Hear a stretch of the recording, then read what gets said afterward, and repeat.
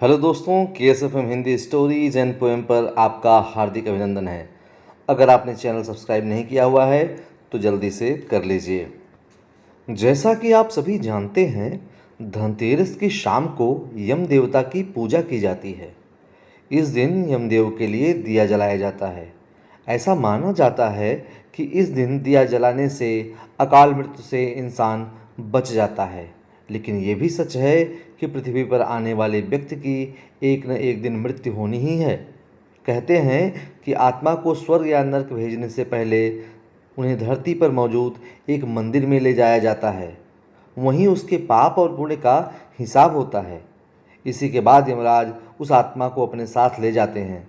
आप भी सोच रहे होंगे कि पृथ्वी पर ऐसा कौन सा मंदिर है जहां यमराज मरे हुए व्यक्ति को साथ ले जाते हैं। तो चलिए आज हम आपको उस मंदिर के बारे में बताते हैं। ये मंदिर हिमाचल प्रदेश के चंबा जिले के भरमौर में स्थित है। इस मंदिर के बारे में कहते हैं कि यहाँ कई तरह की मान्यताएं हैं। ऐसा भी कहा जाता है कि इस मंदिर में कोई भी नहीं जाता है और कई लोग तो इस मंदिर से दूर रहने में ही सही समझते हैं। बताते हैं कि इस मंदिर को देखते ही लोग बाहर से ही यम देवता के हाथ जोड़ लेते हैं। देखने में आपको मंदिर घर की तरह दिखाई देगा। आपको बता दें, पूरी दुनिया में यमराज का ये इकलौता मंदिर है।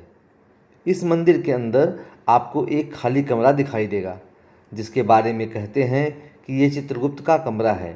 ऐसा बताया जाता है कि जब किसी व्यक्ति की मौत होती है तो यम के दूत उसकी आत्मा लाने के लिए जाते हैं। इसके बाद आत्मा को चित्रगुप्त के पास लाया जाता है, जहां वो आत्मा के कर्मों का लेखा जोखा लिखते हैं। इसके बाद आत्मा को चित्रगुप्त के कमरे के सामने वाले कमरे में ले जाते हैं, जहां यमराज की अदालत लगती है। यहाँ कार्रवाई होती है और तब फिर इस बात का फैसला होता है कि व्यक्ति की आत्मा को स्वर्ग भेजा जाएगा या नरक। कहते हैं कि इस मंदिर में 4 द्वार हैं, जो सोने, चांदी, तांबा और लोहे के बने हैं। यमराज का फैसला आने के बाद यमदूत आत्मा को कर्मों के अनुसार स्वर्ग या नरक ले जाते हैं। गरुड़ पुराण में भी यमराज के दरबार में 4 दिशाओं में 4 द्वार के बारे में बताया गया है। तारा देवी मंदिर। तारा देवी मंदिर का इतिहास करीब 250 साल पुराना है। कहा जाता है कि एक बार बंगाल के सेन राजवंश के राजा शिमला आए थे। एक दिन घने जंगलों के बीच शिकार खेलने से पैदा हुई थकान के बाद राजा भूपेंद्र सेन को नींद आ गई। सपने में राजा ने माँ तारा के साथ उनके द्वारपाल श्री भैरव और भगवान हनुमान को आम और आर्थिक रूप से अक्षम आबादी के सामने उनका अनावरण करने का अनुरोध करते देखा। सपने से प्रेरित होकर राजा भूपेंद्र सेन ने 50 बीघा जमीन दान कर मंदिर का निर्माण कार्य शुरू किया। मंदिर का निर्माण कार्य पूरा होने के बाद माँ तारा की मूर्ति को वैष्णव परंपरा के अनुसार स्थापित किया गया। यह मूर्ति लकड़ी से तैयार की गई थी। कुछ समय बाद राजा भूपेंद्र सेन के वंशज बलवीर सेन को भी सपने में तारा माता के दर्शन हुए।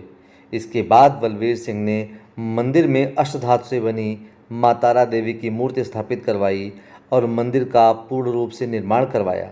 माना जाता है कि माता तारा दुर्गा माँ की 9वीं बहन है। तारा, एकजुट और नील सरस्वती माता तारा के 3 स्वरूप हैं। बृहन्नील ग्रंथ में माता तारा के 3 स्वरूपों के बारे में बताया गया है। सबको तारने वाली माँ तारा की पूजा हिंदू और बौद्ध दोनों ही धर्मों में की जाती है। नवरात्रों में माता के दरबार में श्रद्धालुओं की बड़ी संख्या में भीड़ होती है। नवरात्र में माता की दिव्य मूर्ति के दर्शन पाने के लिए यहाँ लोग दूर दूर से आते हैं।